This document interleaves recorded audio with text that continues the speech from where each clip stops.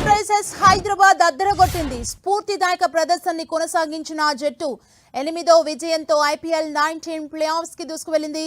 రాత్రి చెన్నైని మట్టి కరిపించింది. Cummins super bowling తో చెన్నైని కట్టడి చేసిన సన్ రైజర్స్ క్లాసెస్ మెరుపులు, ఇషాన్ కిషన్ బాధ్యతాయుత బ్యాటింగ్ తో లక్ష్యాన్ని ఛేదించింది. 7వ ఓటమిని చవిచూసిన చెన్నై సూపర్ కింగ్స్ ఇంకా ప్లే ఆఫ్స్ రేస్ లో సంక్లిష్టం చేసుకుంది. Sunrisers Hyderabad IPL playoffs కి దూసుకువెళ్లింది. ఆసక్తికరంగా సాగిన మ్యాచ్ లో 5 వికెట్ల తేడాతో చెన్నైపై విజయం సాధించింది. మొదట చెన్నై 7 వికెట్ల నష్టానికి 180 పరుగులు చేసింది. బ్రేవిస్ 44 రన్స్ తో టాప్ స్కోరర్ గా నిలిచాడు. కార్తిక్ శర్మ 32, సంజు శాంసన్ 27 రన్స్ తో రానిచ్చారు. లక్ష్యం పెద్దదేమీ కాకపోయినా మందకోడి పిచ్ పై సన్ రైజర్స్ కి ఛేదన తేలికేమీ కాలేదు. పరుగుల కోసం కష్టపడక తప్పలేదు. హెడ్ 6 రన్స్ చేసి 3వ ఓవర్లో అవుట్ కాగా పవర్ ప్లే ముగిసేసరికి 1 వికెట్ కోల్పోయి కేవలం 45 రన్స్ మాత్రమే చేసింది. విధ్వంసకర ఓపెనర్ అభిషేక్ తాను ఎదుర్కొన్న తొలి 14 బంతుల్లో 18 పరుగులే చేశాడు. ఇషాన్ కిషన్ 16 బంతుల్లో 20 చేశాడు. చివరికి 8వ ఓవర్లో అఖిల్ బౌలింగ్ లో అభిషేక్ వెనుతిరిగాడు. అప్పటికి సన్ రైజర్స్ స్కోర్ 56. కానీ క్లాసెస్ రావడంతో ఇన్నింగ్స్ కి ఊపొచ్చింది. ఇషాన్ కిషన్ తోడు నిలవగా అతడు బలమైన షాట్లతో 4లు 6లతో స్కోర్ బోర్డుని పరుగులు పెట్టించాడు. ఇషాన్ కూడా బ్యాట్ ఝులిపించడంతో చెన్నై పట్టు సడలింది. సాధించాల్సిన రన్ రేట్ తగ్గుతుండగా హైదరాబాద్ సాఫీగా లక్ష్యం దిశగా సాగింది. అయితే జోరు మీదున్న దశలో నూర్ బౌలింగ్ లో క్లాసెస్ స్టంప్అవుట్ కావడంతో మ్యాచ్ ఆసక్తికరంగా మారింది.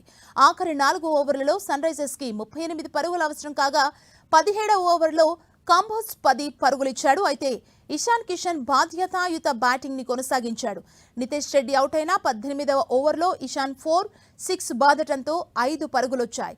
సన్ రైజర్స్ సమీకరణం తేలికైపోయింది. ఆఖరిలో ఇషాన్ అవుట్ అయిన ఇన్నింగ్స్ ని 20వ ఓవర్కు చేరనివ్వకుండా స్మరణ్తో కలిసి సలీల్ అరోరా పని పూర్తి చేశారు. చెన్నై టాస్ గెలిచి బ్యాటింగ్ ఎంచుకోగా సంజు శాంసన్ ధనాధన్ బ్యాటింగ్ తో మెరుపుల ఆరంభాన్ని ఇచ్చాడు. అతడు 6, 2 4లు బాదటంతో ఇన్నింగ్స్ తొలి ఓవర్లోనే సతీష్ కుమార్ రెడ్డి 17 పరుగులు సమర్పించుకున్నాడు. శాంసన్ వరుసగా 3 4లతో హింగేని కూడా శిక్షించాడు. కానీ అతడి దూకుడు ఎంతోసేపు సాగలేదు. కమిన్స్ బౌలింగ్ లో అవుట్ అయ్యాడు.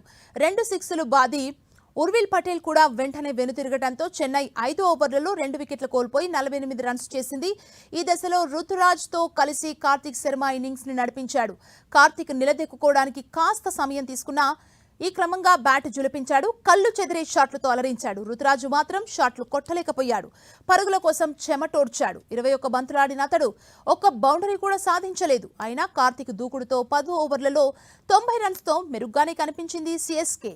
కానీ 10 పరుగుల వ్యవధిలో కార్తిక్, రుతురాజు నిష్క్రమించారు. వీరిద్దరిని కమిన్స్ అవుట్ చేశాడు. ఆ దశలో బ్రేవిస్ ధాటిగా బ్యాటింగ్ చేశాడు. మరోవైపు శివం దుబే నిలిచిన వేగంగా ఆడలేకపోయారు. బ్రేవిస్ 18 ఓవర్లలో వెనుతిరిగాడు. చివరి 4 ఓవర్లలో దుబే, ప్రశాంత్ వీర్ వికెట్లు కూడా కోల్పోయిన సిఎస్కే 36 పరుగులు మాత్రమే చేయగలిగింది.